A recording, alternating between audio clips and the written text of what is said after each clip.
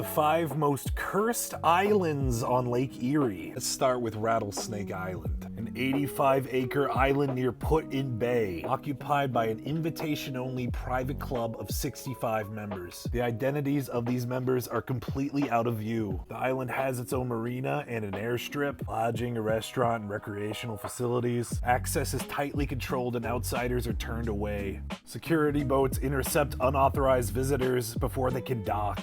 Former manager Matt Boggs told the Cleveland Scene many of the seasonal employees were young Eastern European women. Their rooms were constantly inspected, and their tips were pooled under management control. Boggs alleged one member offered him $3,000 to bring a Russian woman back to his residence. All that secrecy has fueled decades of local theories that the island is used by organized crime. In reality, the crime island in Lake Erie is actually Middle Island, a tiny 46-acre Canadian island, just 150 meters from the U.S. maritime border. During Prohibition, gangster John Roscoe turned the island into a rum-running stop with a clubhouse, casino, and airstrip. Because it sat in Canadian waters but on Ohio's doorstep, it allowed smugglers to move liquor towards the United States while staying beyond easy reach of American authorities. Next up, we got Turtle Island, plagued by a brutal cycle of disease, destruction, and disappearance. In 1834, the lighthouse keeper and his son both got cholera. Their surviving family members were isolated on the island until help could arrive. In 1965, a Palm Sunday tornado outbreak tore through the island and badly wrecked the old lighthouse complex.